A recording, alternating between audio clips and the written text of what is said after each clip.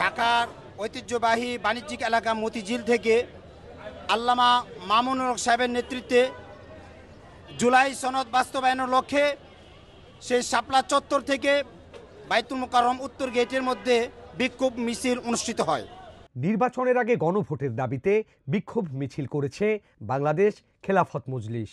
জুলাই সনদ বাস্তবায়ন, জাতীয় নির্বাচনের আগে গণভোট সহ 5 দফা দাবিতে বিক্ষোভ মিছিল করেছে বাংলাদেশ খেলাফত মজলিস। আমিরে মজলিস আল্লামা মামুনুল হক সাহেব যেই দাবি জানিয়েছেন, যেই পরামর্শ দিয়েছেন, উচ্চ কক্ষে 100 আসনে পেয়ার পদ্ধতিতে সে নির্বাচন করতে হবে।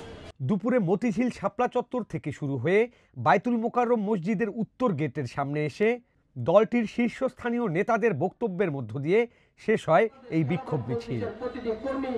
আমিরে মজলিসের নেতৃত্বে এই 5টি দফাকে বাস্তবায়ন করার জন্য সারা দেশে কার্যক্রম পরিচালনা করছি এবং ইনশাআল্লাহ আগামী নির্বাচনে আমরা কোনোভাবেই কোনো দূরভিত্তিক নির্বাচন করতে দেওয়া হবে না। এ সময় জুলাই সনদ অবিলম্বে বাস্তবায়ন, আওয়ামী লীগ, জাতীয় পার্টি ও 14 দলের রাজনীতি নিষিদ্ধকরণ, আগামী নির্বাচনে লেভেল প্লেয়িং ফিল্ড তৈরি, জুলাই গণহত্যার বিচার দৃশ্যমান করা, আগামী জাতীয় সংসদ নির্বাচনে উচ্চকক্ষে পিআর পদ্ধতি বাস্তবায়ন সহ নানা দাবি জানান দলটির নেতাকর্মীরা। বিক্ষোভ মিছিলে সারা দেশ থেকে আসা খেলাফত মজলিসের স্থানীয় পর্যায়ের নেতাকর্মীরা অংশ নেন। এই জুলাই যোদ্ধাদের রক্তের প্রতি, শহীদদের প্রতি শ্রদ্ধা প্রদর্শন করতে চাইলে বর্তমান সরকারকেই জুলাই সনদের আইনি ভিত্তি প্রদান করতে হবে।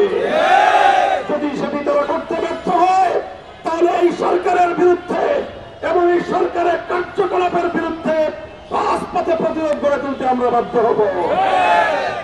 রাষ্ট্রপতির আদেশ হোক অথবা যে কোনো উপায়ে তার প্রাথমিক আইনি ভিত্তি প্রদান করার পর আগামী জাতীয় নির্বাচনের আগে গণভোট অনুষ্ঠানের মধ্য দিয়ে চূড়ান্তভাবে জুলাই সনদকে আইনি ভিত্তি, গণভিত্তি প্রদান করবার যে ঐতিহাসিক দায়িত্ব বর্তমান সরকারের কাছে অর্পিত হয়েছে, সে দায়িত্ব যদি তারা পালনে ব্যর্থ হয় ইতিহাস তাদেরকে ক্ষমা করবে না।